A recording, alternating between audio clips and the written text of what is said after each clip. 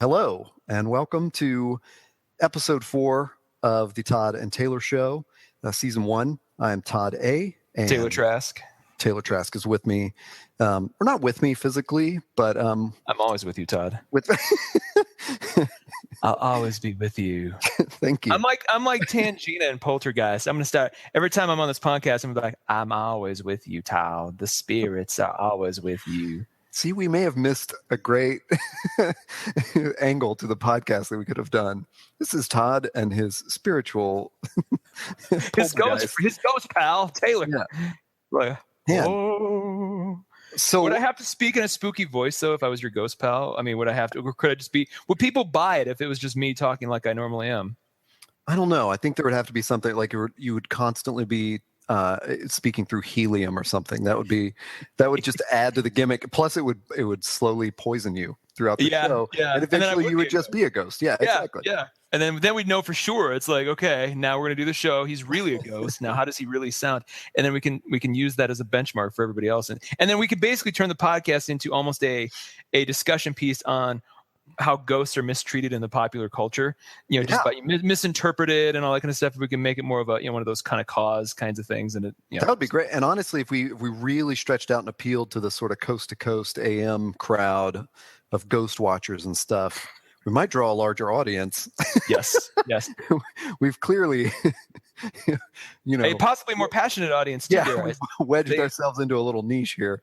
Those people love that stuff. So yeah. So we were not actually going to talk about ghosts today. We were going not to at all about comic books.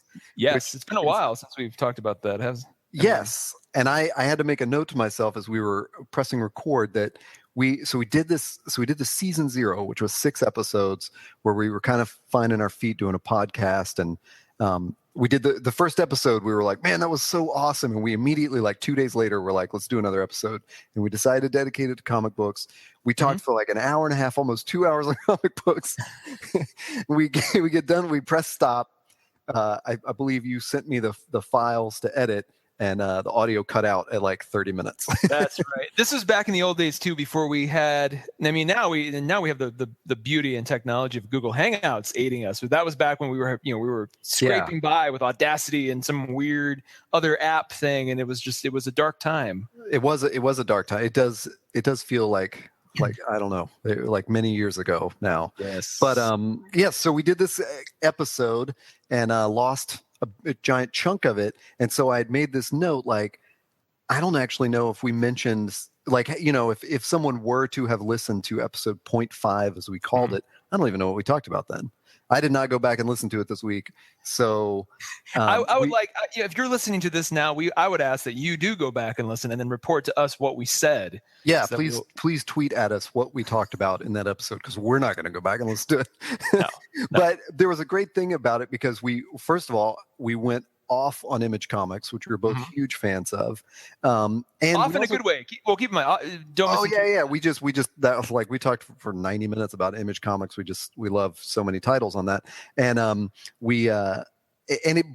thought it was such a great episode in its original conceit, because it established several of the titles we follow regularly. Yes.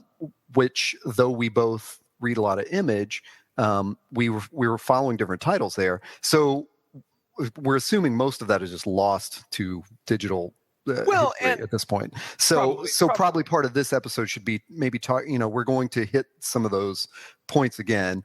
Mm-hmm. So that was a long-winded way of saying, if you happen to remember what we talked about in episode 0.5 and we say some of the same things, it's because we don't remember what we said in 0.5 and we thought most of it got lost. So we're coming. Let it be said too that this is sort of we're going to hopefully do this at least once a month, where in between sort of our evergreen shows, if you will, our topic driven shows, we're going to do just a comic checkup just to see what we were, because after a month, like, a lot of new things have come out. You and I have wonderfully different tastes, so I feel like there's always a good time to kind of regroup and just see what we're up to, comic wise, and go from there. Yeah, and there's it is a fertile topic. There's so much for us to talk about. So let's waste no further time, unless you had other points of business. I say we jump into this. I mean, I was going to talk more about ghosts, but sure. let's keep going. Well, why don't we talk about sort of, maybe there's no ghosts in there. but one of the titles that you brought up, this is a great way to start, because in that podcast you talked about you're a huge fan of this book, Wicked and Divine. Yep. It was on Image. I wish I could say the names of the authors, but I believe there's 4 of them, or I don't know. Maybe there's 2, they're pretty. 4. From what I understand, they're sort of they are known from other projects too. So this is kind of like And I didn't know any of that. Did you know of them before? No, not at all. I mean, I'm still so new to comics that like when people say these names, I'm like, the only name that sort of resonates with me at this juncture, other than Neil Gaiman and Alan Moore, is Jonathan Hickman, who I've gone on and on about. So like these, I mean, and hopefully I'll reading Wicked and Divine, I'll get into that team's other stuff and enjoy it just as much. Well, you were full of praise for it in that last episode. I was. So I picked up the book, and I may have actually related this to you. You know what? I think we did another podcast that was lost to history about San Diego Comic-Con. Yeah. But so anyway, I pick up the book at San Diego Comic-Con this year at the Image booth. Great place for it. And I'm standing not in the oh my God, of course. I'm never mind. My words fail me even when I'm not being recorded, so it doesn't really matter. But I'm in the exterior hallway. I'm not in the convention hallway. Oh, sure. The vendors. I'm outside, but I'm still in the building. And excuse me. Amongst the cosplayers, just there. Yes. Everywhere. And I'm standing with my friend Chris, and Chris and I are talking about cosplayers, and I said, and we were saying we didn't see as many this year, and I said, yeah, and there's that thing too where sometimes I have a hard time. Some of the dress is so everyday-ish that I sort of don't feel like, are you officially cosplaying, or is this an everyday cosplay thing? And I said, like, look at this, and I point out this young woman who is in this white suit with her short blonde hair slicked back, and this black streak in it. And I was like, I just honestly don't know. She is either super dapper or she's cosplaying. And we discuss it for a minute. And Chris is like, I think she's cosplaying. And I'm going, I think she just dresses sharp. So we depart. I go to the train station to catch my train back to LA. And I open up Wicked and Divine book 1. And I realized that I was staring at someone cosplaying as Lucy, or Lucifer from Wicked and Divine, and I immediately take a picture of it, send it to Chris, and I'm like, son of a bitch. It couldn't have happened any better. I love the idea, though, that Lucy cosplayer was walking by, and you guys are like, you can't tell anything about cosplayers. Look at this right here. Look at her. Like, then she openly hears you guys like, now what is that? Is that real? Is it real? Is it clothes? Like, I don't even know. She's just like. I hope our tone was not that. That horrible. That of like a 1920s like New York come and go guy. Like, oh, I don't even understand. Like proto Jimmy Stewart, just sort of like that's who I should go. I should go to Comic-Con in that, like, dressed as Jimmy Stewart and just sort of like meander, like confused outside convention hall. Be like, I don't understand anything that's going on. What, you guys? What is this? Like, Captain America. I remember when Captain America stood for something, doggone it, and just keep going. Anyway, sorry, that's I like that idea. Too many. But so you picked up issue 1, you're in the train, you realize you just saw Lucy out in the real world. Yeah. Then the whole thing happened on the train. I had to put the book away. I could not read it. I eventually tore through it I believe just in one sitting. I mean, who wouldn't? It's a pretty fast read. I mean, it's a compelling first read too, so I'll give you my quick impression of it.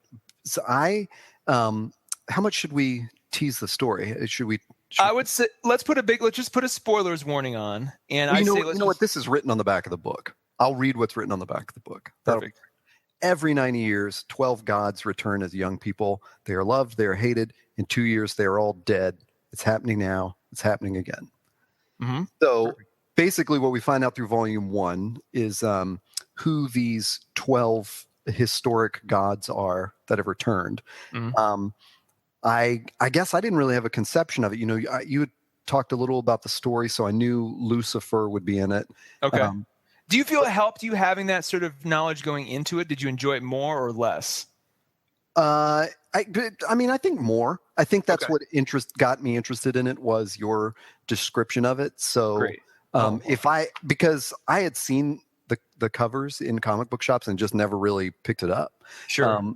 I can't say that I ever would have picked up the trade and turned it over to read what was written on the back cover, but for you describing it. So that was definitely that. That was what got me enthusiastic about it. But then there was this great discovery of it's absolutely nothing like. No matter how much you and I try to describe it, I don't think everyone who picks it up is still going to have a unique experience of like, holy shit, that's crazy. I never would have expected it to go down that way, Yep. So I loved it. It's really stylish. The art is beautiful. You and I have talked before about how we just can't read a book if we don't like the art. Exactly. Yeah, that's the first thing that sucked me in. And let it be known, the way I discovered this was I was at one of Portland's many amazing comic shops, in particular the one that there's a dude, and it's like you walk into the bookstore, Never Ending Story. It's like this old guy kind of behind the counter, and there's just stacks and stacks and stacks of stuff. And you're like, how on earth can you find anything in this store? And I said that aloud, and he's just like, well, let me start you off. And he kind of slides a pile of stuff. He's like, these are the best things going right now. And on top of that pile was Wicked and Divine #1, or Volume 1, I should say. And I'm like, what's this about? And he's like, wow, it's really good. He didn't really give me a teaser so much as just kind of spoke highly of it. And I started flipping through it. I'm like, the art looks amazing. And just like everything about it looks very cinematic. No wonder they're turning it into a TV show, which is awesome. Adapting it into a TV show, I should say. So that's kind of, that really struck me as well. And then just sort of the mythology component on top of that was icing on the cake. So that's a good thing to bring up, because that's a point that I kind of wanted to speak to, is that it's not a mythology that, I mean, my God, you would have to be really familiar with.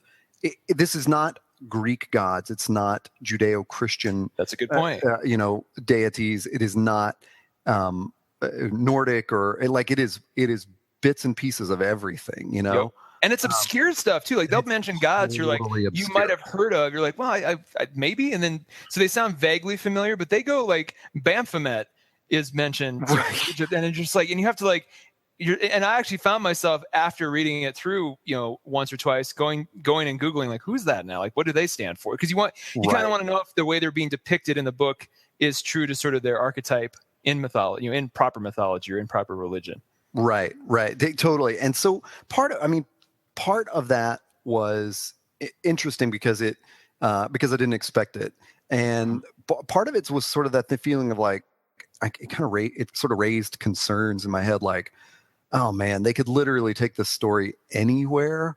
And I don't necessarily want the comic book world that I'm reading to be that open. It's sort of like, I sort of wanted like what direction are we going in from You don't want Doctor Who in your peanut butter. Right. And so it was just, as we discussed on the last. It was so, yeah, exactly. It's so open-ended, but it didn't diminish my enjoyment of it. I'll tell you, the art is beautiful, but my preference for art is generally a little bit more messy, and this is so clean and neat. Yes. And my gosh, it's almost it's interesting. It's graphic designy was, I guess, what I was going to say. Yes, it is more than sketched. It's interesting you should say your preference, though, because for those of you who don't know, Volume 2 has since come out, which covers this event called Fandemonium, which is kind of loosely defined, but it's sort of the second part. And Volume 2 ends with a massive, amazing cliffhanger that you never see coming, and you're just like, holy crap! And then they decided in this next sort of iteration, this third chapter, if you will, to have a different artist draw each issue.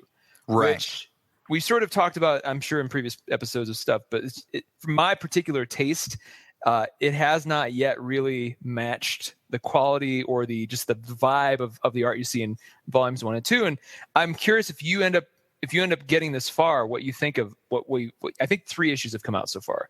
And they're all 3 very different. And they all 3, I was trying to find some kind of commonality, like, does this art enhance each individual issue or sort of speak to that issue? And not really. It just seems kind of random who they chose for each issue and why. And I don't, it's kind of starting to become clear that they're, and I have an idea of why they might actually be doing this to serve the story. And if it turns out to be this way, I'll actually I'll enjoy this run a lot more. I'll tease this much. a specific character, kind of one of the major characters, ends up dying at the end of volume 2. Spoiler. I mean, I'm not going to say who it is because it's a huge surprise. But my guess is what we're seeing in these individual issues of volume 3 as they're rolling out might be drawn in this way to give you the sense of that's how this particular character is now seeing the world in their sort of retired state. It's never quite the same. It's never quite lucid. So maybe, and if they end up going that way with it, I'll be very, very pleased. But it's really jarring because each one, you get really used to the art because it is so graphic. It is so very specific and clean, and you sort of get used to the story being told in that context, that when they start bouncing around this way, it's really hard to kind of keep. You kind of forget what you're reading. You're like, is this? Oh, that. I mean, these. That kind of looks familiar, I guess. And they, I don't know. Anyway, I'm curious to know what you think of it when you get this far. Well, and that's so interesting too, because one thing we've talked about with Image Comics that we love is just that creator-driven theme. And one of the reasons that Image Comics appealed to me so much is you're watching that unified vision go through all the comics. You're not. It's not a Marvel DC thing where there's a story arc that has the same writer and artist, and then they might bring in another artist in that same arc, and then they might roll out the writer and bring in another writer, and the artist stays on for the next arc. And you're always kind of with the big two, at least it feels like there's certain arcs that you're more into than others. It's hard to be a Catwoman reader forever, like of every Catwoman creator team, I guess. So that's one of those great things about Image. So it's very strange that they're doing that in this, in these. I think it's just, well, the way I understand it, I know they wrote a letter because at the end of each individual issue, or at the end of each, I think at the end of volume 2, they actually said, hey, so bear with us because the next couple issues are going to be a big old experiment for us. I think they were busy on other projects, so they wanted to help lighten the load. But then I think they're also, fingers crossed, there is a story reason for this that will make sense. I hope. And that would be really cool. So how many? I'm sorry, you just mentioned this. How many issues? 2 or 3 into volume 3? What we're calling? They published 2 trade paperbacks, the Faust Act, and then Fandemonium. Yep. Okay. So we're still several months out of the next one. I think there's 2 more, and then they wrap volume 3. But what's interesting about volume 3 is, or the issues so far, it looks like they're focusing on the individual gods who you either hear in rumor, because you meet a lot of the original kind of the main characters in volume 1, and you expand on that in volume 2. But there's always like 3 or 4 gods that you keep hearing about, or you see them, but it's never explained kind of what their deal is. And you finally kind of get to see them in have an individual issue all to themselves. So it seems like that's what this is about. And I don't know. I'm curious to see how they cap it. And it may just be one of those things that artistically just works really well. And when we get to volume 4, like we'll look back and go, oh wow, what a cool idea that was, But I can't. You really need to. I can't wait to talk to you about volume 2, because the way it ends, it's like, I'm looking at this when this. Volume 1 sort of ended on a unexpected note as well, or just a crazy, mysterious, compelling note, to say the least. I can see now the way they're writing this. The TV show is gonna have no problem having a lot of fun with these seasonal arcs based almost entirely on how the trade paperbacks are coming out. So, well, and I wonder if they'll even care about the trade paperbacks, because it's such a, just once they kind of establish that universe, it's like literally, if you just make a TV show that you could totally go off book and just put those 12 gods of the pantheon in some different story, and just not even have to worry about reference material and all that kind of stuff. So that'll be interesting to see. I don't know how they do that. Yeah. So if you're reading it, we'd love to hear your thoughts too. And again, you and I will talk about this once you've hit the end of volume 2. Yeah, I'll do that. So what? So now I'm going to pitch it to you, because you've got a series that I am not reading. Yeah, and this is something I just discovered last week. I've seen it in the shop the last 2 months. Didn't quite know what it was, and then the cover art keeps changing. Is really interesting. It's called Island. and I thought it was just a straight out series. It came to find that it's Image's attempt to resurrect the sort of the magazine digest of different story, taking a bunch of different authors and stories and things that are new, things that are old, and just kind of bringing back the monthly digest trade. So it's $7.99. It's not, it's kind of in that sweet spot between a trade paperback or a new issue trade paperback and then just a single issue. But it's packed with like 4 or 5 stories. There's a creative team sort of curating this content, and you get to kind of know them. But everything, I mean, even like the inside cover is a cool piece of art, and or just a cool comic of some kind, and they get really, there's some that are pretty straightforward. Some are really, really out there. They don't really go together so much. And, there's a couple that are, 1 or 2 pages long, a couple that are, 15, 16, 20 pages long. But it's just a nice, go ahead. They're basically issue length though, right? No, well, the individual stories inside, some of them are, some of them aren't. So like right now I'm looking at one that's like 3 pages. The thing that hooked me, well, the cover art on issue 3 of Island is really cool. And that's honestly, I had seen that on the Image site. And I'm like, what is this? I got to see what this is. And I started researching it. And I was like, oh, this is cool. So I will probably go back at some point and get 1 and 2. But I'm sort of hooked this way forward, at least for the next couple, because there's this inside. It's one of the first stories. It's called Ancestor by Matt Sheehan and Malachi Ward. And I don't even know what to say about this thing. This particular story is an issue long, a single issue long piece. Art's really good, but I don't even know how to, I don't want to take too much time explaining what this is. It really deals well with where we will be in about 10 to 20 years if current social media and mobile technology keeps evolving. Like, what does that look like? Imagine you have just sort of a couple globules that sort of, move around your head and deliver information to you. And imagine if everybody has those, and you just become used to seeing these globules sort of like, these little like gelatin looking things just float around your head.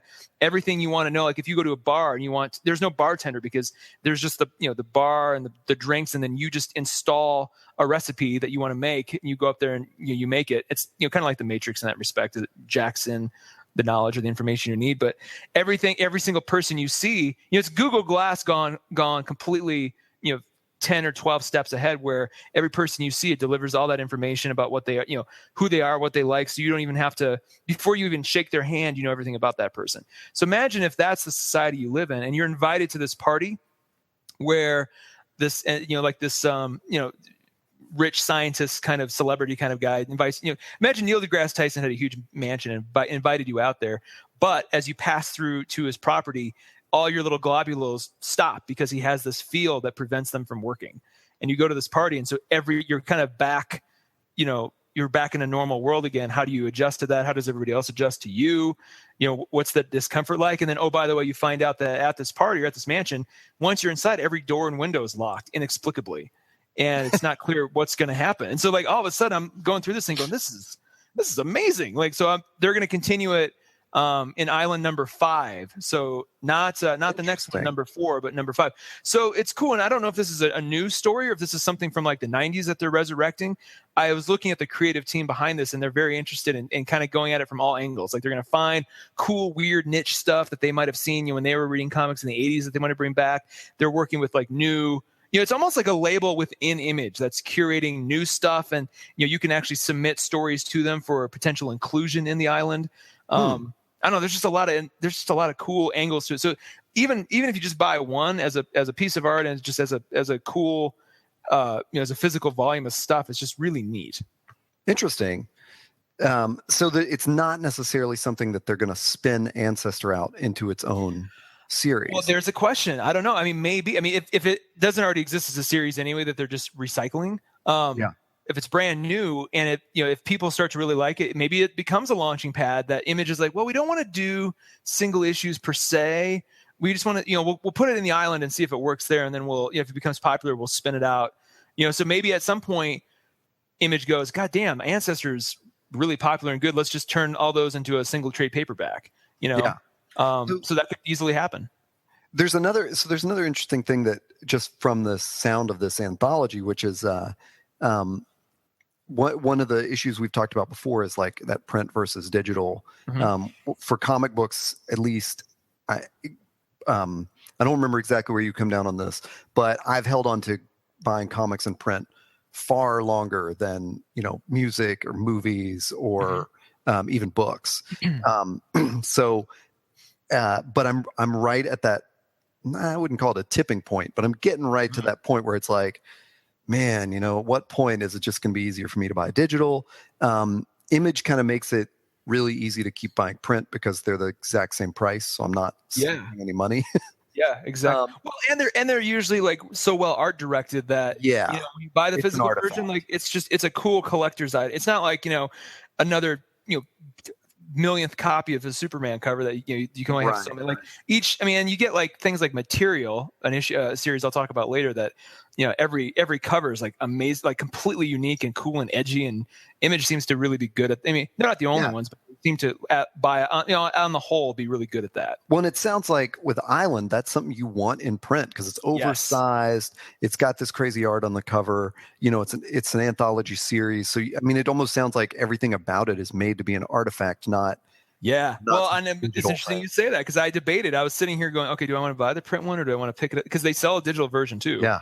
And I'm like, well, maybe I want to, I don't. So I got in the store though, and you start flipping through it. You're like, no, this has to be the print. You got to get the print version of this. Not that the digital would be bad. It's kind of a wholer experience when you can flip through it. It's meant for that medium a bit more than digital. Yeah. Cool. What about you? What's on your reading list? Sure. Since we last talked, which is so long ago.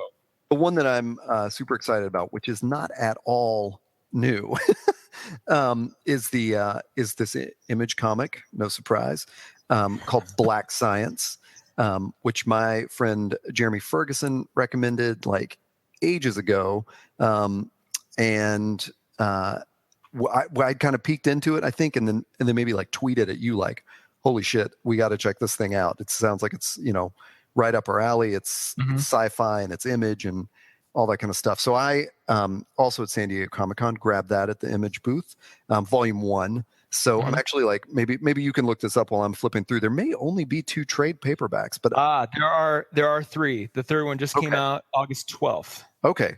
For some reason I thought they were on like 7 or something like that, but maybe I was seeing individual issues and confusing. Sure. Well, it looks like one of those. The way it looks like it's something that's been running for a while. Like I'm just kind of browsing the artwork. I'm like, this looks like it's something that I would have saw. And let it be known too, in case anybody out there is new to Image.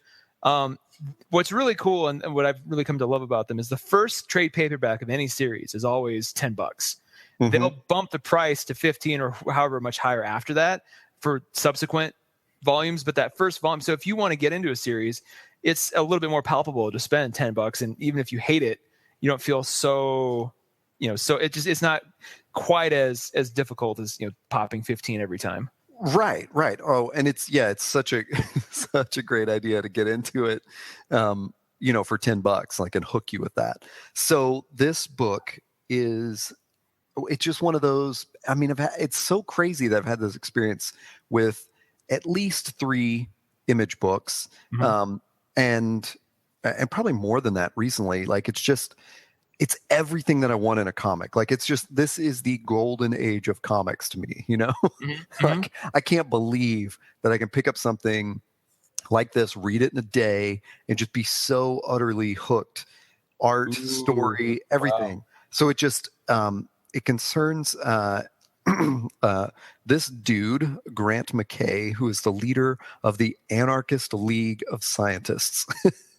Interesting. Who is what is this present day or is this future? It's just sort of I would say it's present day, but that's completely irrelevant because he has invented a machine called the Pillar, which is basically he's operating on the multiple worlds theory, that there are sort of many different worlds, dimensions, operating all at the same time, many different Earths. It's kind of a trope that comes up in DC and Marvel too. So he's invented the Pillar, which will jump him and the team surrounding the Pillar through these dimensions. And his thinking is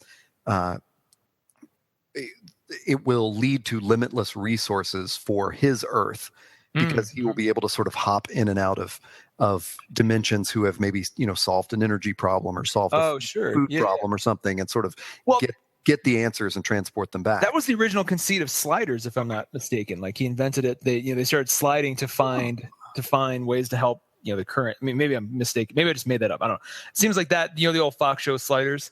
Yes, seems like that's kind of what the original conceit was. I don't remember enough of it to say that, but what they've done with it in no way reflects that DC Marvel view of multiple Earths or what, anything like that. Like, it's just, everything about it is super clever. Everything, they've done a really great job of kind of giving everything its own name, so that they're not talking about it like in terms of Earth 1 and Earth 2 and things like that. Or here, let me ask you this: as you're talking, I'm going through and just kind of scoping out some of the art of past issues.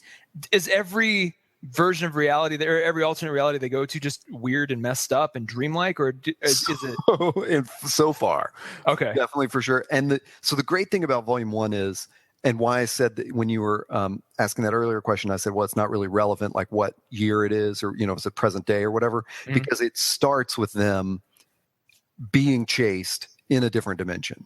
And interesting. One of the the constraints of the pillar is that when it moves them to another dimension, it's like it's counting down. They've got a clock counting down, so they've only got 4 hours in this dimension to get what they need and get back to the pillar.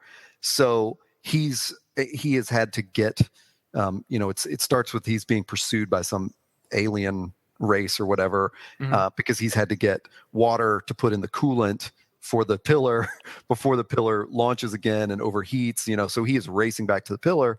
And so there's this like breathless, chase with all this danger in it, gets to the pillar, jumps to the next dimension, because something has screwed up and it doesn't take them home. So then they're in the next dimension and it's like they land in another, terrible peril.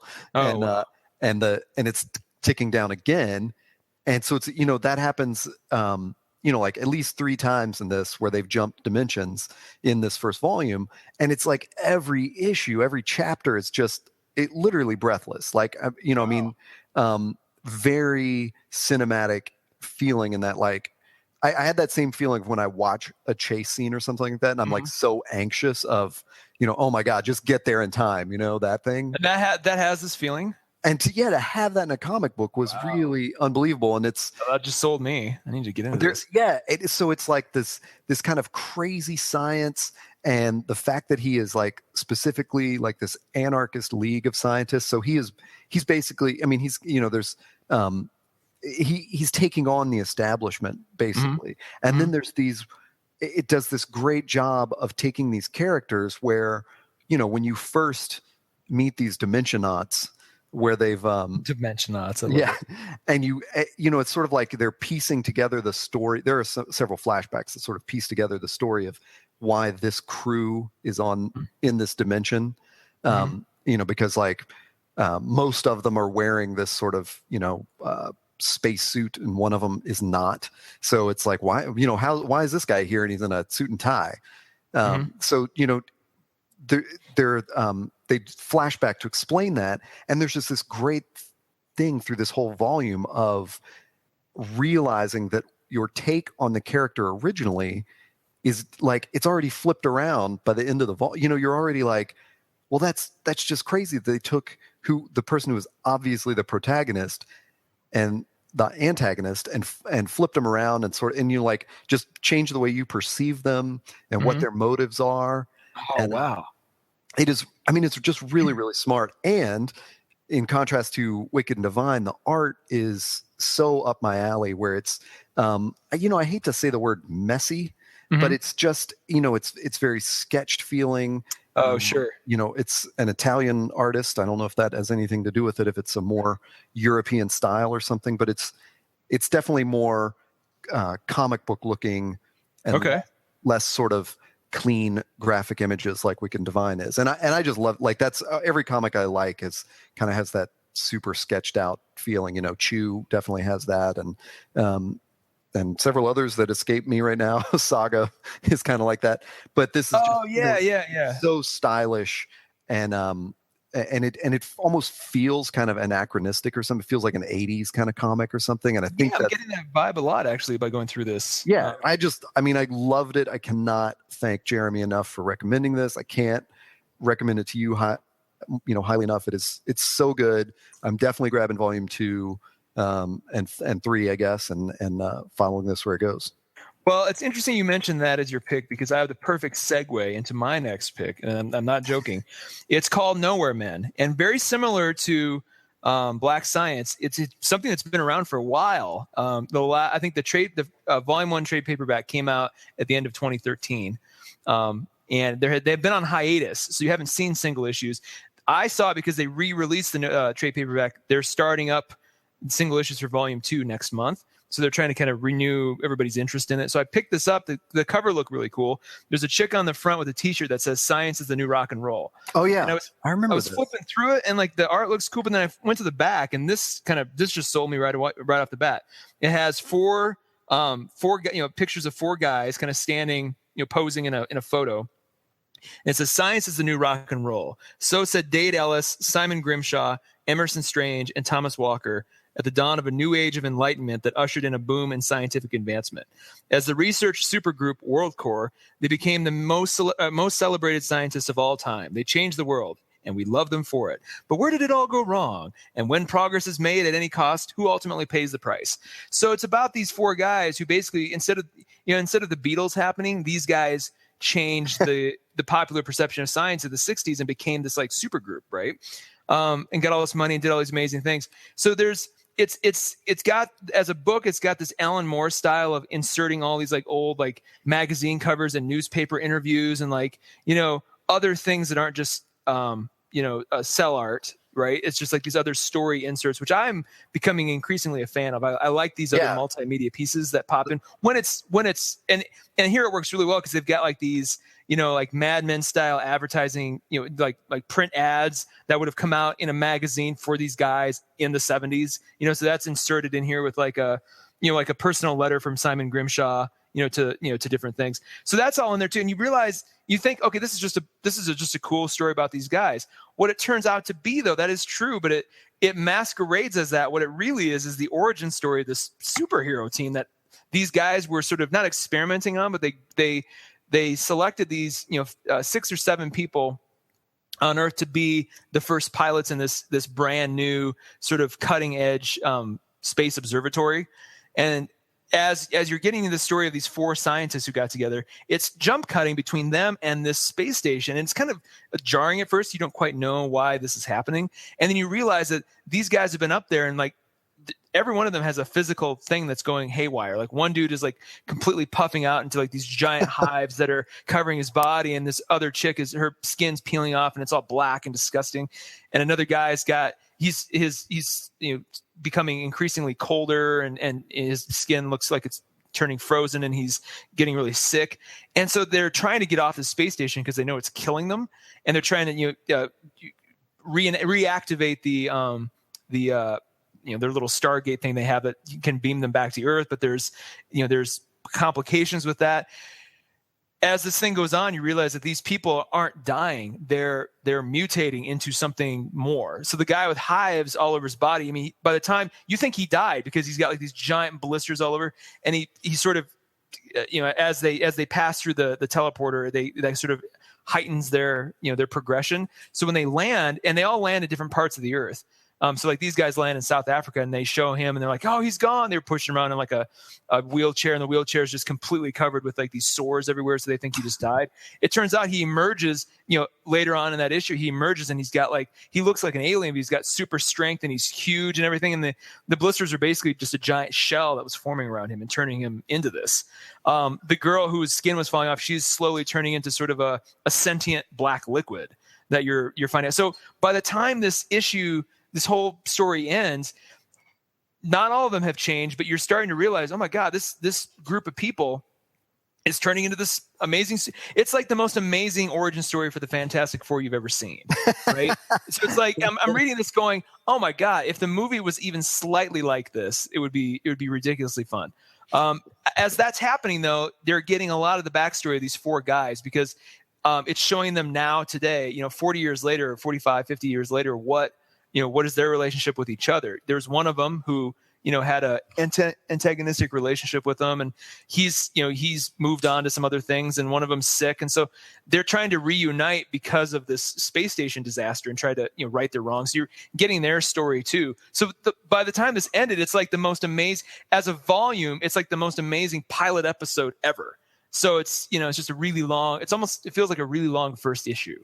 Well, does it, because it's, because there have been some delays in it, in the next volume being worked on, do you feel like you're satisfied enough with that volume if this doesn't continue, or is it a real cliffhanger that you want to see resolved? Well, there's definitely a cliffhanger, but they've got, if you look at it, they've got the next 5 planned out. The covers are planned out. The release dates are there. So this is going to keep going. It starts, I think the next one is October, should say on here. I thought I had it in here. Coming in October, it's, I had it in here. Anyway, you see, and I'm really excited because the first issue, if you type in Nowhere Man on Image, the first issue of the next run is a combined face of all 7 of these sort of proto superheroes, these proto mutants, if you will. So it feels like it's going to jump in, and the volume 1 trade ended on such a note that you're like, they're setting this amazing chess game up that's going to be kind of a classic superhero, bad guy, good guy sort of thing, but they're setting up in this really practical, real, amazing way. So I can't wait for it to come back. Cool, man. That is such we've mentioned it before, that the way that Image Comics can take that origin story and do it there's sometimes they can write a comic book that's not about superheroes, and it's great, and then they can write them that are about superheroes, and it's totally different than whatever you're expecting or what you've seen before. And that's just so interesting to me, that it's like, how do you care about superheroes again? And we discussed this before. Like, I don't, other than the Marvel movies, like, I just don't care about that archetype. And like, all of a sudden here I am loving an origin story, and not realizing they almost kind of trick you. They're like, oh, here's this amazing book about these scientists, which is true. But then they're like, by the time you're done, you're like, God damn it, I just fell in love with this superhero origin story. Damn you guys. Maybe that's a good segue into the next one. I don't want to cut you off on Nowhere Man. You go ahead. But I am reading a very traditional superhero story that Marvel has done a little spin on, which is Thor, the Goddess of Thunder. And since we last spoke about this, I read volume 2 of this. I suspect volume 3 is soon out. Now, have you been doing this, continuing in digital with this? Because I know that's how you started it, right? I did. And there was some motivation behind that. It was probably as simple as, well, I bought volume 1 digitally, I'll just buy volume 2 digitally. Okay. But I really did enjoy volume 1 digitally. And same with volume 2. I thought it was great. I like everything else, I love the art. I love this idea that they've rebooted Thor as a woman, and also they've kind of spun it with this mystery where man Thor doesn't know who Thor is, and so he's kind of trying to discover that, but he pretty quickly is humbled, and when Mjolnir, his hammer, won't allow him to pick it up. Man Thor is sort of, resigns himself, like, I'm not Thor anymore. I'm Odin's son. And Thor is Thor. So wait. So, and I'm not gonna. I don't want to intentionally spoil, because I figured out. I think we either talked about it or I found out who the real identity is. But is it like the sword of He-Man, where like once you pick it up, like you physically transform in a way that you're not so recognizable, or that you? Because my first, once I found out who She-Thor is, I was just like, why wouldn't he have recognized her? Why wouldn't have anybody else? It's never clear. I want to say that in those first panels where she's reaching down and picking up Mjolnir, that she's already sort of dressed like Thor. There's never a clear moment of like she picks it up and it's like, all of a sudden she's Thor. By the power of Grayskull. Although when it, at the end, in this volume, it is revealed who it is. And I believe there is sort of a moment of that in reverse, when she puts the hammer down. And there's a mention of like, either in this volume or the first one, like, why are you wearing that mask? Because the helmet now covers her face. And it's just sort of it's not mentioned, except that it's clear that she's keeping her identity secret, and clear that she's keeping her identity secret from Odinson. And there's the part of the theme of volume 2 is he has this list of suspects, and he's kind of going to them and thinking it could be the SHIELD agent.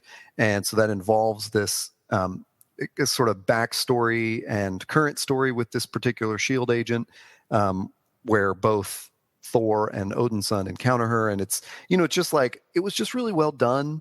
I feel like the tone of my voice indicates like, wow, a Marvel comic was well done. But I mean, obviously Marvel comics are well done. They're freaking professional. They're like amazing, After we go fanboy on Image for a while, I mean, it's you kind of forget. I mean, yes, that's true, but like after you're bombarded with such perfect creativity from a single label, you're just like, well, is anything going to be as good as you kind of have this weird, like, I notice it too. Like every once in a while, like there's a couple of DC things I read each month.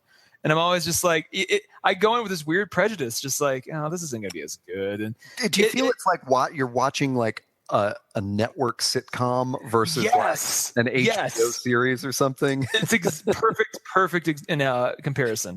It's like, good Big Bang Theory's funny. It's just, I don't know. It's Boardwalk Empire, man. It's on right now. Right. I'm not going to change, like schedule my evening around a Marvel comic book.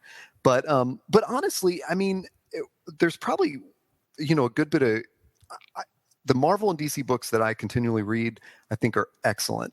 Mm-hmm. I don't ever, although I made that analogy, I don't necessarily feel like, I'm flipping on network TV when I pick them up. But that's because I'm being choosy about them. And, several years ago, the New 52 was literally like, they just, it was like Viacom just changed all my stations or something. And I was like, what the hell is going on? And, it's nothing but 2.5 Men reruns or something. And I'm going, this sucks. But we really do have to call out even earlier than that, which is, and we got to do a podcast on this sometime, which is dedicated to how we got back into comics as adults, because, I probably had a shorter gap than you did, but it was like I had like a gap that was like, I'm picking up one comic book a year or something. Okay. And but part of that was and I had this friend at the time. We were working at the same job and we talked about comics all the time, and it was during the Civil War era in Marvel, and I was like, dude, I hate the art. I go to the comic book store every couple weeks, and I pick up the major comics, and I hate it. There's this thing where they all started doing sort of, instead of the panels on the page that are surrounded by white space, Marvel was, filling them in black or doing these, full bleed kind of designs. And it was just, it was like early, digital stuff was being done, and I hated it. Mm-hmm. And but I remember buying the issue, like the death of Captain America at the end of Civil War. So I know, there were certain issues that I would pick up, but, so we really do have to credit when I got back into it, and I was buying trades, and I was buying Dark Horse, and then eventually Image. Mm-hmm. And it sort of like cycled me back in, Marvel and DC had to raise their game. Yeah. Just visually. And they did. So I feel like, obviously they have the resources to do it. Thor Volume 2 was just as great as Thor Volume 1, Goddess of Thunder. And one of the real treats for me was in the end of Volume 2, they include the Thor Annual, which has like 3 or 4 stories by different writer artists. Mm-hmm. And Rob Guillory, who does Chew, did one of the Thor stories. And cool. So of course I was like, oh my God, this is exactly how I want to see Thor, is in the style of Chew, Wait, is that sarcastic, or is that? No. I absolutely wanted to see that. Like, okay. I just like, was so freaking excited. I had no idea this was in the book. It was like the arc ends, and I realized on my Kindle there were more pages to go, and I keep clicking, and I'm like, wait, what the hell am I looking at? Like, this is the greatest thing I've ever seen. So that was super exciting. So that's all I want to say about Thor. Nice. Still enjoying it and loved that treat. I'm gonna have to jump. Well, and I'm kind of hearing you talk about, and this might be one of those things that's on my list. When I kind of hit a dry spell, or when some of my image series wind down, because I am noticing another aspect of the image brand is that they often work with a lot of limited series, like intentionally limited series, much like the BBC. Creators on the BBC will go, "We're gonna do this show. It's gonna be 2 seasons, and then it's done.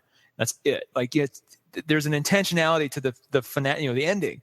There's a lot of image series that are kind of that way. So I'm finding that some of my favorite image series might be running, might be ending soon. I might have a space to give Thor, give She-Thor, as it were, a try. Yeah, and that, and I think this is one of the things that got cut out of that first podcast we done on the comics was at that time I'd actually quoted what's his name, Layman, who writes Chew, and oh my god. Anyway, he had said this great thing about, like, he had tweeted this whole like kind of rant about like Marvel and DC and how he wished they would do short runs like that. Like do a specific run that's totally outside canon. And I remember he had this one comic book that was like, Captain America riding a T-Rex for 6 issues. Oh, that's right. I'm on board with that. And it was just, like, I was like, oh God, exactly. That's what I want to see. And there is something great about that intentionality and that limited release. And so does that at all lead into your next pick? No, not at all. But we'll make it work. So kind of moving out. Well, you know what? There is a link, because when you talk about intentional series, some of the rock star creators right now are doing basically whole scale novel, graphic novel size graphic novels, where it's like they're not even going to put out single issues. We're just going to put out this book, and it's one big thing. And one of those guys is Brian Lee O'Malley, the creator of Scott Pilgrim, whom many people adore. And for those of you who are listening, Scott Pilgrim's a movie. Yes, that came after the comic series. There's a comic series, long ass comic series. yeah. So that same guy and using the same art, basically not the same art, but that same style of art, created a book called Seconds. Now, if you've been at a Barnes & Noble graphic novel section, this has probably popped out at you. It's kind of one of those. It's got a big bright red dust jacket. It's pretty hard to miss, and I think it just came out like the summer too, so it was probably in some end caps and stuff. But I first flipped through it at Barnes & Noble, and a couple comic stores have had it, that have had a deeper shelves of like actual hardcover graphic novels or trade paperbacks. And I was in Barnes & Noble, I was flipping through it. I'm like, this kind of looks cool, and didn't really get a sense of what the story was. You can't really read the back or the inside to really understand.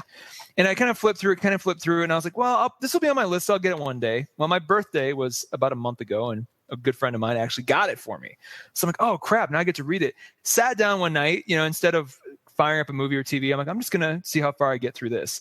And God damn it, if I didn't finish the whole thing like in a single sitting, because it's one of those, the art is incredibly accessible. It's that style. It's almost kind of a Japanese anime style that, there's very big eyes, very sort of deliberate, sharp kind of drawings of action and faces and physicality. So it's got a little of that, but this guy really, really uses, you could flip through this and not even read it and have a pretty good understanding of what the story is. Like the visuals really hammer home both the humor, but also just the story. It's really good that way. I'll give you a taste of what the story actually is though, on that note. The inside jacket says this: Katie's got it pretty good. She's a talented young chef. She runs a successful restaurant, and she has big plans to open an even better one. Then, all at once, progress on this new location bogs down. Her charming ex-boyfriend pops back up. Her fling with another chef goes sour, and her best waitress gets badly hurt. And just like that, Katie's life goes from pretty good to not so much. What she needs is a second chance. Everybody deserves one, after all, but they don't come easy. Luckily for Katie, a mysterious girl appears in the middle of the night with simple instructions for a do-it-yourself do-over. And there's this card they show that pops up in the book. It says, "Write your mistake, ingest one mushroom, go to sleep, wake anew." So this creepy little girl appears on her shelf, that looks kind of homeless, and she kind of just mumbles and mutters to herself. And Katie's like, what's going on? And this girl said, this girl kind of like, in almost like caveman talk, she's like, just one. And she gives her this card. And so Katie finds out by using this card and eating one of these magic mushrooms, the events of that day will reverse to be whatever she writes in the journal. So but she'll wake up with the memory of what the original day was. So she starts off very innocuously. She, one of her waitresses burns her hands, kind of severely, but she takes her to the hospital that night. She comes back. She writes on the card that didn't happen.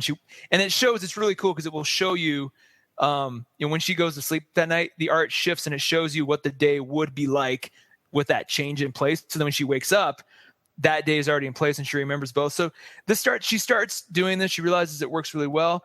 She starts to mess with other aspects of her life. And this little creepy girl keeps appearing in her room saying, you're not supposed, basically telling her you've used too many. You can't keep doing this. And Katie's just kind of like, yeah, whatever.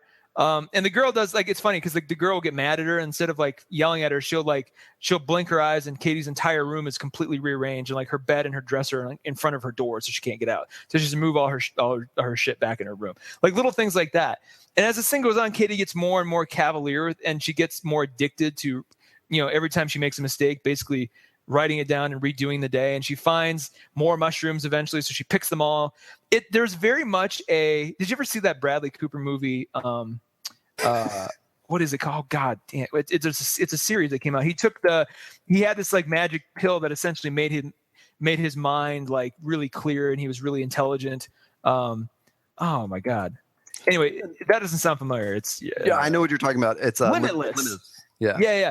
So not that it was the same conceit, but a lot of this, because much of the same way he gets, he gets one as almost like a freebie, like, hey, try this, and becomes really addicted to it and kind of hoards it all for himself, and things go more and more awry. So it's very mirror stories of each other. And so you kind of see what Katie does to her life. And then there's like kind of a crazy, cosmic sort of esoteric ending to this whole thing that I didn't see coming at all.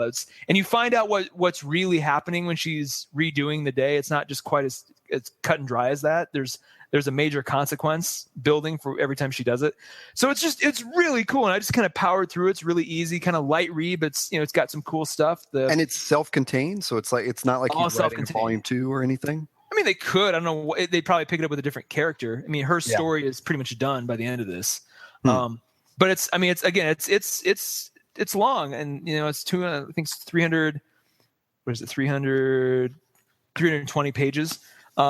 And I was originally going to get it digitally because I thought with it being that long, I'm going to want to flip through it on the Kindle and have the cells enlarge as I flip through. And that's probably a good experience. But kind of going back to our past conversation, I'm thankful I have the book. I think it was a better experience, and they do it in such a way that what you sort of glimpse at on the when you flip the page, you see your left and your right. What you're reading on your left, you can't help but see what's on the right too. And some of that, it actually really helps the context of what you're reading on the left, like just kind of in your peripheral vision, like seeing what's on the right, seeing what's still to come in the next couple cells helps. Just I don't know. I don't know if that was intentional, if it just magically worked out that way, but I was happy for it. Interesting. And it's so, especially when we talk about art too, it's interesting that you'd pick a Brian Lee O'Malley book. Not that yours and my art tastes align all the time, but his art was what kept me out of Scott Pilgrim. And I became like a huge fan of the movie, which feels like a really secret club to be in because nobody really liked it. It was it was hard, a little too long. It took a while to find its audience and its voice, and yeah. But even when I went back to the Scott Pilgrim books, I was like, I can't do it. So I have, but I'm always intrigued by it. I'm always interested in that, where the Japanese anime, I was about to say anime style, but just that Japanese comic book style, mixes with, like, he's a Canadian, but yeah. Well, I mean, I'll admit too, like when you see the Scott Pilgrim comics after seeing the movie and you see the art, you're like, that's the art, really? That's the story works in that format. So I was a little bit, when I first flipped through it, I was kind of like, I was curious, but I'm like, this is probably not going to be good. As after having now read it, I couldn't imagine this drawn any other way. Yeah. Like it's so the art is so specific to the tone of the story, the way that Katie herself is drawn. Like again, as I said, like you can flip through this and get the story because she has, for being such a simple, clean art style, they make her really expressive. Right. Much the same way like the South Park kids, it's amazing what you can do with a couple circles and some lines to really lock in, visual humor in, expressive visual humor on an animated character. Like it seems like the simpler the animation is or the drawing is, the easier that is, because it's just, we all identify with kind of very simple versions of those of the expressions and meaning and feelings and stuff. So I don't know, I really love because again she's narrating a lot of it too, so she'll be narrating and then she'll kind of be, every once in a while a character will break the fourth wall and be like, who are you talking to, Katie? And she'll be like, oh, nobody. And she'll make like one of those faces where she's going, this dumb idiot doesn't know how comics work. You laugh, but even though the joke isn't delivered in that world, you laugh because she's still sort of talking to you or looking at you. So interesting. I loved it. Cool. Maybe we can do another podcast where we can just talk about manga and stuff and the storytelling of different styles like that, because I think what he borrows from that Japanese style is probably lends itself to the way he tells stories, I'm woefully ignorant when it comes to a lot of manga other than what I've absorbed through really knowledgeable friends. So it'd be one of those things where I have more questions than answers, which would be fun to discover or get into. And I'm fairly ignorant, I like what I like, and that's very limited. But I'm going to take something you said about seconds, which is about that digital versus print experience, and flip it around. Talk to you about Batgirl Volume 1, Batgirl of Burnside, which I read digitally, and I enjoyed it digitally on the Kindle, but there was a really weird experience because I read it shortly after reading Thor Volume 1, and I thought Marvel did such a great job with the I know there's a term of art for it, but that directed view of where you're expanding one panel and you just tap and the next panel is already expanded. Shadow boxes the rest of it sometimes. And DC's conversion of Batgirl Volume 1 to the Kindle was just clunky.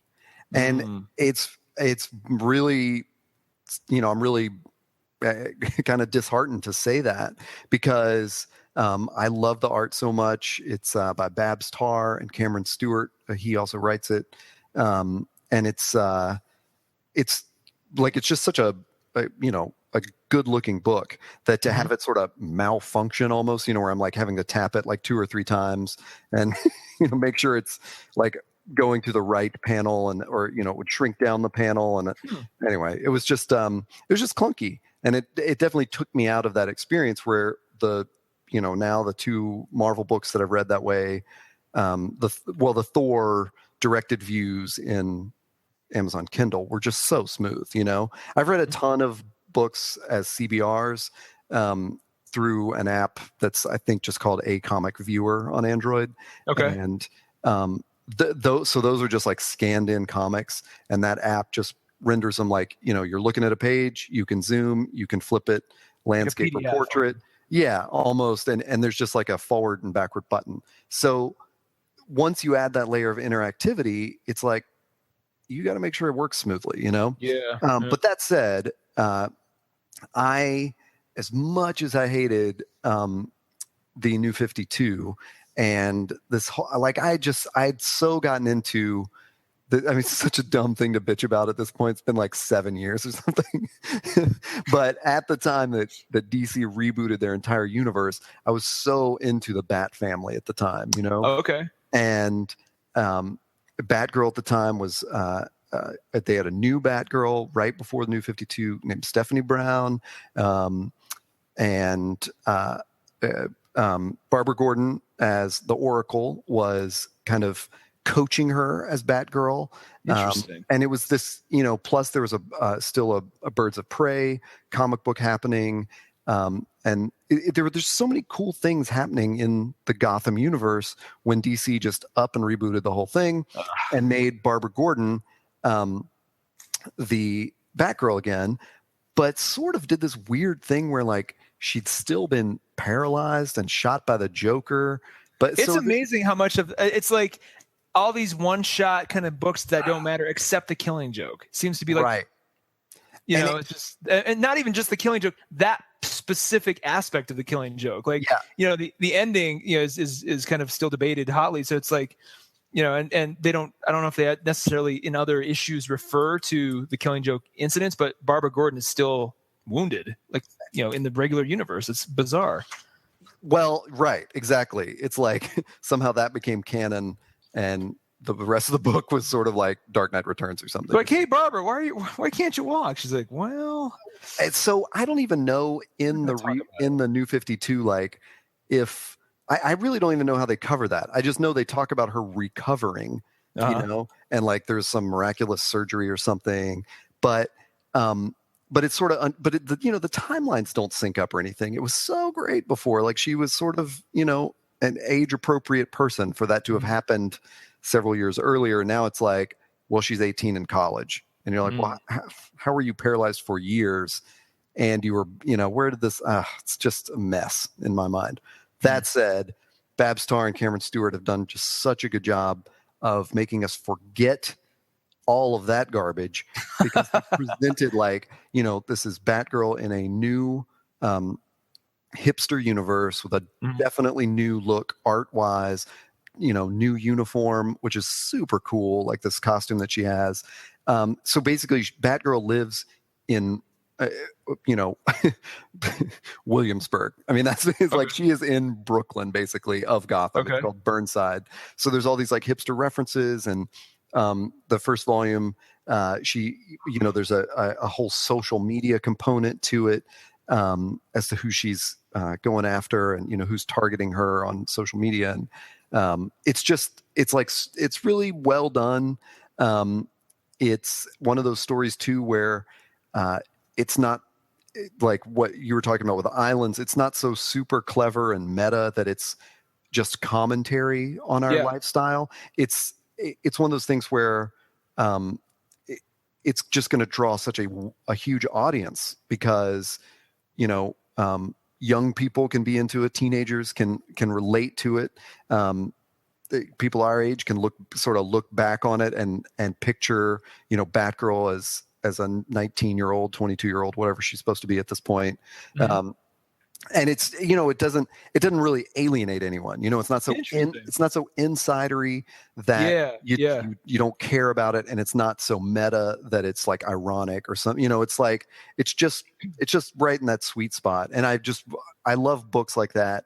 And Batgirl wise, one of my favorite trade paperbacks is Batgirl Year One, which is so well illustrated and does such a great job of telling the Barbara Gordon Batgirl story. And this, I think, I haven't heard the creators talk too much about it, but I think it just like there's more than a nod in the artwork to that trade paperback, and it just, so to me, it's like, oh, finally, like I can kind of forget all that like weird, forceful like retconning that they were doing and just sort of enjoy a Batgirl story. So I was really happy with it, and I know we tried to talk about it on other podcasts, and it might have been one of the ones that got cut out, and there might have been I just hadn't read the entire volume, but I definitely wanted to mention it here. So buy it, but don't buy the Kindle or digital version. If I hate to be so adamant about that, but it's important though. Like I've had a stray, and they're both DC as well. I've had a stray experience or two with that Kindle. What is that? I don't know what that format is called. I need a name. I think it's called Guided View, actually. I mean, I've seen it done incredibly well, but I've had a few times where I'm like, what is that? What? Like the cell it kind of expands for you, or shadow boxes for you is like half of what it should be, or it's off center. It's like weirdly positioned on the screen. It's just, and then it doesn't. I don't know. I've seen it done well, and I've seen a couple of versions where that might have been the case here. Because you were reading Injustice: Gods Among Us that way, right? I still am. Yeah, and that works really well. Like I like it. I like it a lot that way.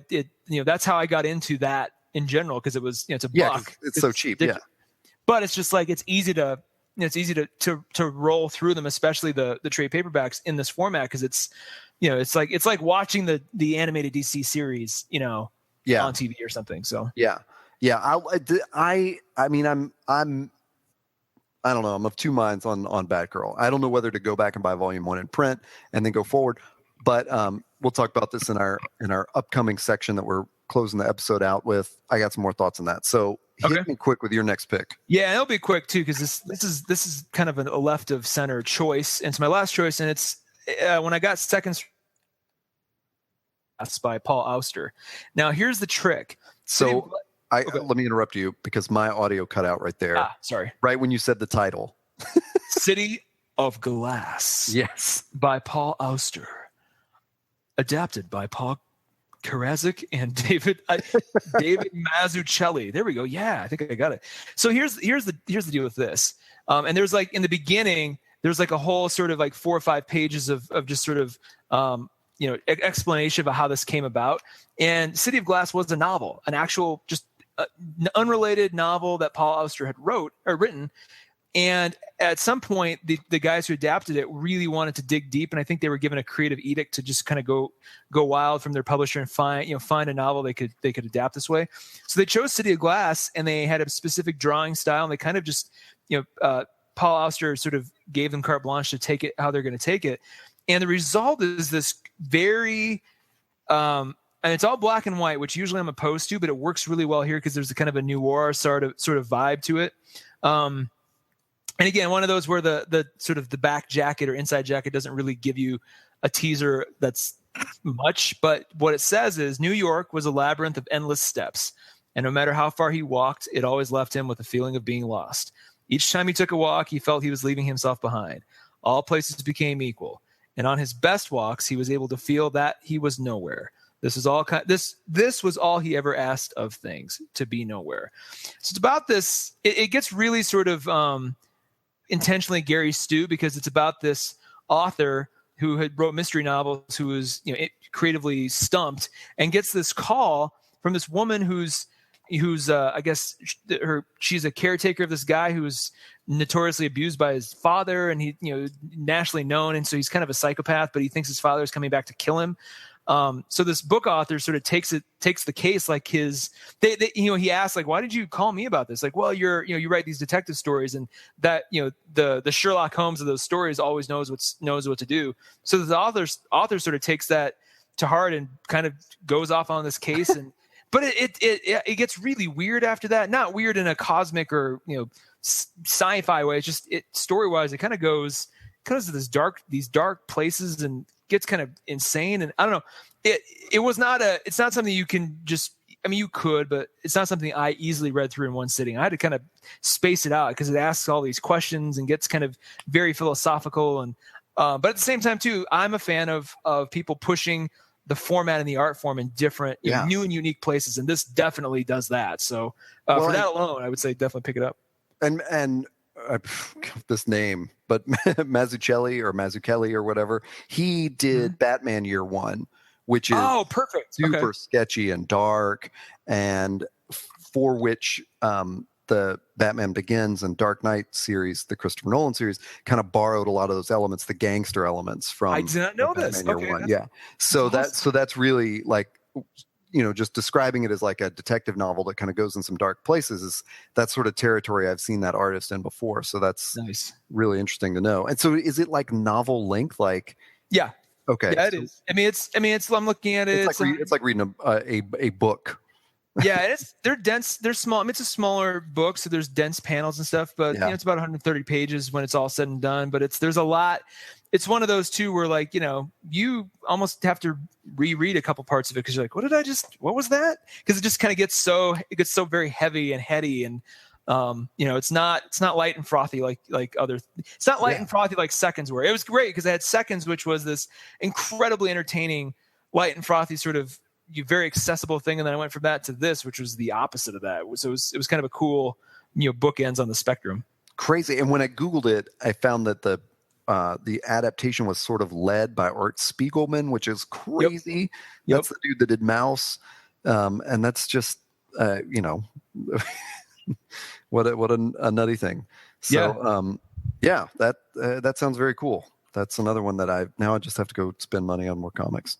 Yeah, well, this is the problem. And especially as I've gotten further down the rabbit hole, and as Image seemingly just can't stop putting out cool shit, I'm just like, I have a list in Evernote of all the covers of stuff I'm gonna get, which is this is a great segue, by the way. So I want to make a couple quick mentions, and then we can jump into sort of what's coming up for us.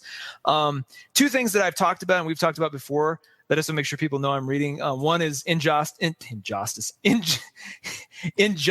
Gods Among Us, which was a video game, and then they're now on quote unquote season 4 of the I think it's 5 years, so 5 seasons total will be happening.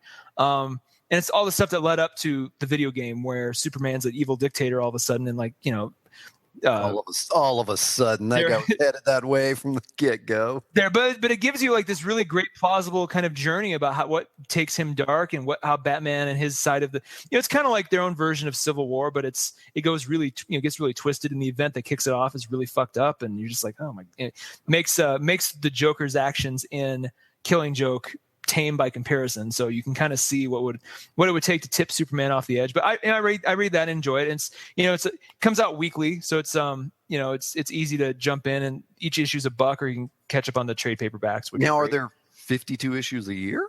I don't know. Probably. Oh, okay. No, they take a break. It's very much like a TV season. They'll take like a break of like a couple, a month or two between I think between seasons 4 and 5, or series 4 and 5, they took a break. So they'll probably do the same thing. Right now, they're battling the Olympic gods. So I think season 2 was battling the Green Lantern Corps. Cause like each time Superman gets, more out of control, you think, well, can't the Green Lantern Corps stop him? So they try, it's like, can't Diana's people stop him? Can't the other gods join in? So like, as this keeps going, and Constantine is, and all his folks are the kind of the focus of season 3 or series 3. So they're kind of just slowly working through the pantheon of DC characters. So I have a really dumb question. Is it canon? No, my understanding is this takes place in the Grant Morrison outline DC, megaverse. I think there's a certain Earth this takes place on. I forget which one it is. So weird. Okay. The other things I'm reading on, and this is something that I just, kind of on my journey back into being or just into in general being a heavy comics reader, I got hooked on. DC's been doing a run of Masters of the Universe, which aka He-Man, right? Stuff. But they started off. They kind of did this really cool, what I thought was like an Elseworlds kind of thing, but it turned out to be a real story that's part of canon, and that kind of hooked me in. And now they've been doing this thing called the Eternity War, which I'm sure the comparisons to Infinity War are not coincidental. There's a character who basically, a character from He-Man lore. So if you know who Hordak is, came along and was actually very responsible for the She-Ra side of the He-Man universe. Hordak comes back and attacks Eternia, and it's all leading to him having ultimate power over the universe. So there's a lot of, as I'm reading this going, I don't know a lot about Thanos other than what I've seen on, TV cartoons and stuff. So I don't know the deep sort of mythology there, but a lot of this seems very similar to what we'll probably end up seeing in either the Eternity War movies or what happened in the comics. So, right. And not the Infinity Gauntlet thing. Yeah, kind of. And so they have their kind of version of that, which is interesting. I don't know. It's cool. So if you're into He-Man, definitely recommend it, because they get into, they actually get into the origin of She-Ra. My only complaint is that it gets really meandering. So like it's only monthly. So you might get an issue that doesn't really do much. It kind of sort of, Dragon Ball Z style gives you like a little bit at the very end, and you're like, God damn it, I gotta pay attention to this again next month. So it's like there's a couple of that, and then there's some issues where they just kind of run breathlessly through story, and you're like, and those are the moments you wish they kind of take their time with. So it's a little odd pacing wise, but it's worth a go. I get it digitally as well because there's really no reason for me to have the physical at this point. Right. And then we in a previous podcast talked about my love of another Image title, No Mercy, which I won't get into now, but the trade paperback for that issues 1 through 4 has finally come out. Definitely worth getting. And I had the conundrum of I had the first 4 issues. I had 3 of them physical and one of them digital because they, for whatever reason, didn't carry the 4th one in the store when I went in that day. But I was always thinking in the back of my mind, I kind of want the trade paperback. This is one of those stories where you need to read it in a single sitting, like a single volume sitting, because it's so bonkers. After like the first couple pages, it's one of those, and it would be awesome to see this translated into a TV show too. It could be almost like the high school version of Breaking Bad. It's kind of it's like Lord of the Flies, Breaking Bad, sort of hybrid that starts off after. What looks like, remember, did you ever see the beginning of those Final Destination movies? Where there's, I think the very first one, they're going to get on a plane and everything's all hunky dory. And these kids are like, we're going on a trip together. All right. And then you think this is just a high school sort of social media comic. And then it just goes completely off the cliff, figuratively and literally. Anyway, so pick that up. But it brings up the conundrum I had where I had 3 issues of this and then 1 digital, and I wanted the trade paperback. So I got it. But now I have these issues, and this is not one of those comics now or probably anytime soon is going to be, I'm not going to be able to walk back to the store and sell it for twice the value. Right. I may not even be able to sell it for half the value. It's when you talk about $3 issues, I might be lucky if I go back and get like $1 at this point because they're still carrying them obviously. And I'm wondering, I haven't had this problem. Like when I had to get rid of my CDs as I was scanning a good chunk of them to digital, I knew I could offload them at any number of stores to sell. And when no one would buy them anymore, I could take them to the library, easy done. Same thing with books. You sell books at bookstores or places. There are plenty of places that will take your used books for fee or for free. And with single issue comics, I don't know what to do. Is this a problem you've ever experienced? Well, it's just one that I've never solved because during that right before the New 52 heyday, where I was buying like all of Gotham City Sirens, and there's a bunch of Catwoman issues and Batman and whatever, and I was just doubling up. I mean, and even worse than that, I was doing this thing where they were coming so fast and furious that I couldn't even read what I'd bought one week before the next week. So I would go in and I'd be like, did I pick up that Batman or not? And I would, buy it and then come home and I'd have 2 issues of that Batman. Oh, the dreaded double issue. God, this is terrible. And then I had this, related problem, which is some of those things I loved the whole, and this is probably unique to the big 2, where with DC especially, they'll do an arc. And when they make the trade paperback, as far as I understand, correct me if I'm wrong, listeners of this, be kind. I could be totally incorrect. But as far as I understand, occasionally they'll pull out some issues that aren't actually in that arc. What? So you're not actually I know at least for there was a run of a Power Girl that I loved, and I'll forget the artist that was on it, but anyway, and it was I want to say it was Kieran Gillen, but anyway, it was so good. And when they TPB'd it, I don't think all the issues were in the TPBs. I think you could buy like 2 or 3 trade paperbacks, but they didn't have, so I was stuck with this thing of like, well, now I've got all the single issues, so why don't I just hang on to the single issues? See, that's the kind of bullcrap though the reason I didn't get into comics to begin with is because of that, where it's like, you'd walk in, you're like, well, I want to start on this story. Like, well, this story's been running for 40 years. Like, well, okay, maybe I start here. Like, okay, cool. So you're going to want to buy this trade paperback, this giant volume, these 5 issues, which don't appear in any of this. And I'm like, right. This is way too complicated. And it drives me nuts because it's clearly proven successful by Dark Horse and Image and those other labels to, have the story, then just simply repackage the story, add whatever you'd like, and then do it again in 10 years, and you can make it a hardcover and charge even more for it. Like, it's just make it literally what, it's like the music business. Like, you have these songs on these albums, it's this greatest hits, back when that was a thing. Yeah. I don't know, it's frustrating. Yeah, and I think the way that Marvel does it is, I think when it comes to trade paperbacks, I don't know, man. They did so many crazy things when they started putting out those like complete volumes of it. Yeah. So I don't know that they get around to doing everything that way, but it's it's definitely frustrating when you have to make that decision between because you pinpointed something that some friends of mine have been doing, which is they'll as adults where they feel like they're not necessarily like super collectors of every medium out there.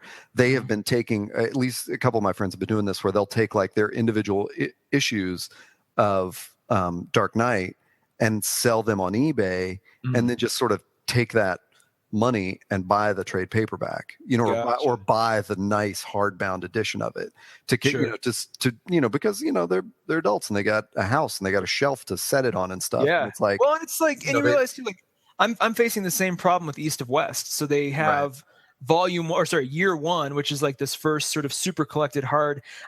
Some people would call it an omnibus. It's not really that because the series isn't done yet. So I'm sure there one day will be like, the 800-page East of West omnibus. But like it's the first 3 trade paperbacks, I think, which is the first 15 issues. In one thing, it's hardcover. There's this, as they tend to do with Hickman releases, these kind of collectors releases, there's the first issue script all the way through with his notes on it, concept art. So it's a great little package. And I'm sitting here going, well, I already have the story in these 3 trade paperbacks, but this looks cooler. It's bigger, in terms of the art is bigger, and just looks some like, well, if I get that, and and on Amazon too, it's pretty reasonably priced too. So if I get that, then I'll have it and these 3 trade paperbacks. So it's, it's the same issue as I get the trade paperback and I've got the, the singles. Like, I guess the TPs are a little bit easier to sell in regular bookstores though, because they're, they feel like you can get those in a Barnes & Noble in the graphic novel section. Like, they don't sell single issues. They do sell these. So I could see the resale being a little easier if you're upgrading, but it's the single issue problem, which leads me to another question. And this may just be my still newbie sort of way of thinking. Why doesn't every comic book store function like a baseball card store, sports card store did in the 90s, where you buy new stuff there, but you can bring your old stuff in, and they will take it in some way, either really, really cheap, or they'll pay if it's obviously rare or something they need. But it's just assumed that you walk in there and you can trade up, or at least bring your stuff in and not feel like they won't, they'll send you away. Digital, man. I think that is totally the fault of digital. I mean, in the 80s and 90s, like the Great Escape in Nashville, I definitely took old comics into. They didn't give me any money. I mean, I didn't get a lot of money at all, because generally they ended up in the 25-cent or the 50-cent bin, or oh sure, something like that. So on the flip side of that, I was a great beneficiary of that, because that was how I would just find new comics out, was just dig through the cheap bins. Nice. But the problem is that it's like, unless it is like a collected series and it's in perfect condition, nobody cares. Yeah.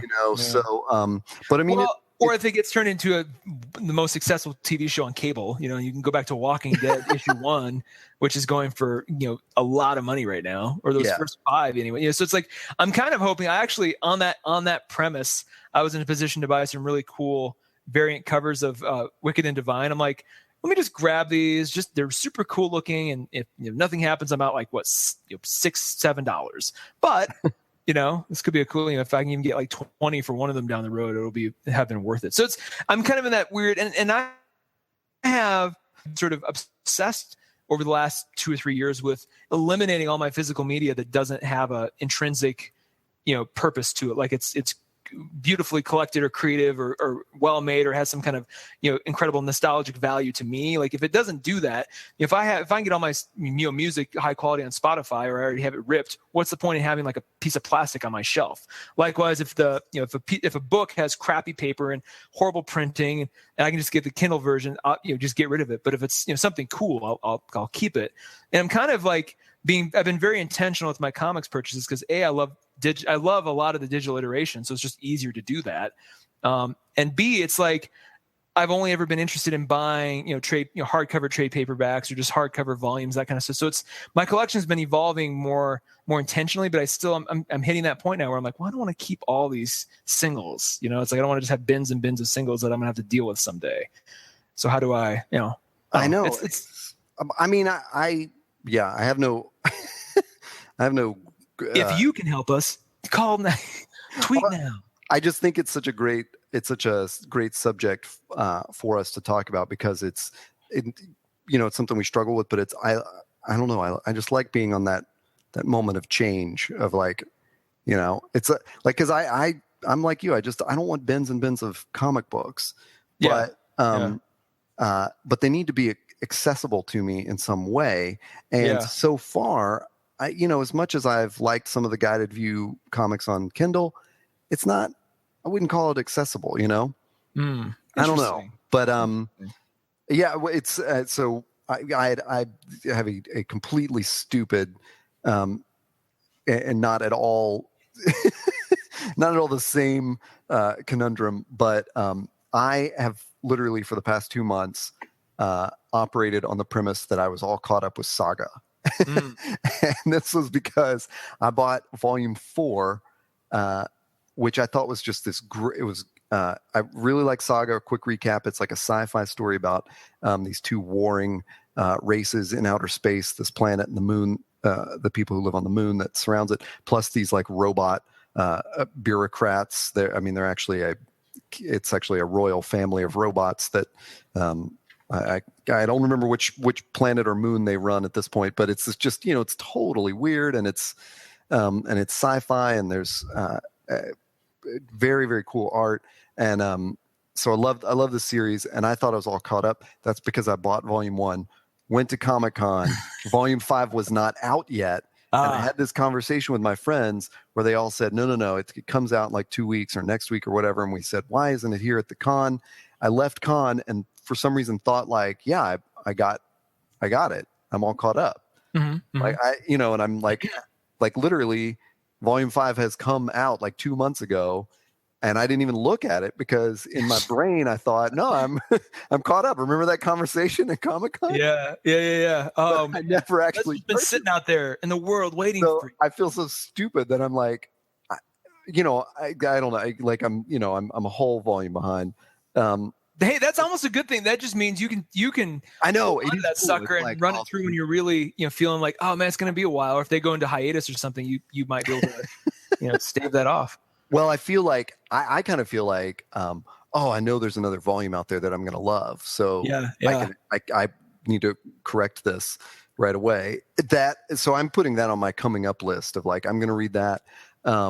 One of the others that that fits into that, like, do you buy the digital? Do you buy the single issues? Is Catwoman Volume 1 for me? Interesting. Which I think it's Volume 1. It's another. It's not in DC terms. It's not a reboot. It's it was just a change in creative teams and creative direction. Okay. And in this is one where I had bought 1 or 2 of the single issues, but. It was like I was buying them like the week after, I had missed the release schedule or something. And so, but I was never quite caught up, and I just sort of put it aside and went, whatever, we'll see when the trade paperback comes out. But it's about, it concerns Catwoman becoming the head of this organized crime family. And whoa, really? The art was fantastic, and I can't speak to the story because I didn't read enough of the story, in the single issues to know, what was going on. But the art was fantastic, and I've read other reviews that have said, yeah, this is really great. And specifically, they were saying this Catwoman character is such a great character when she's not being Catwoman. Like, who would have thought? So she's one of my like enduring like favorite characters. Of all time. So wow. I'm always a fan, and I definitely didn't like the previous writer on the series. It just wasn't doing it for me. So I'm really looking forward to that. Nice. And then Chew Volume 10 is another of those kind of Saga mix-ups. Although I was very I was very aware that I mixed this up. I just I never bought volume 10 because I was confused. Like, did I read volume 9? Gotcha.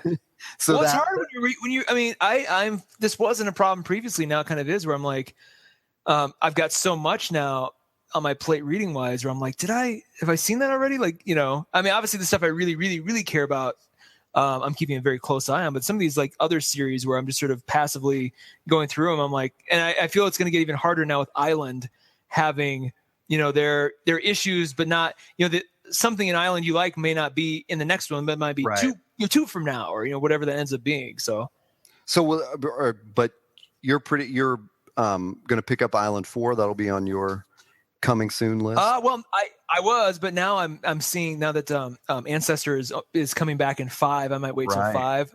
I might go back and check out 1 and 2. The art, each cover is completely like each cover and title treatment is just completely a new design every time. So there's a collectible aspect there. I really dig about it. I just don't want to have 2 years from now. I don't want to have 52 Island magazines now that I appreciate, but I can't cart around with me everywhere I go. So yeah, I don't know. It's tricky. Yeah. Well, what else are you looking forward to that's coming out? On that note, I was in the store and I looked at material number 4 and I'm like, did I already get this? And refusing to have yet another dupe problem, I'm like, I'll leave it and I'll come back next week and get it then if I don't have it. So should I get home and sure enough, I didn't have it. Materials covers though are so unique and interesting that you kind of think like, why that I've seen that one, and they announce them early enough where you see the new cover in your head enough times. You're like, well, no, I do have that. So I'll grab that one, and I'll probably grab number 5 around the same time. It's coming out at the end of October. So it's just a cool. I'll cover material in another episode, but it's a cool series, very interesting, by the same guys who do Zero. So it's kind of like that. And then I would say the other thing that caught my eye, I have very little knowledge about this, but I've seen the covers in the store now and then. It's a series called Injection, and I've learned a little about it. The cover this week on the single issue looked really compelling, so I finally picked it up, flipped through it, and saw this might be something I might really dig. So the trade paperback comes out October 7th, and it's being the first trade of the series, it's $10. So I'm definitely going to grab that and see if I can't get into this series. It looks like it's worth a go. Huh? Yeah, I flip into it on the Image site. It looks awesome. And you're obviously picking up Wicked and Divine Volume 2. Yeah, exactly. So we'll. I feel like we ran way longer tonight than we thought we would run.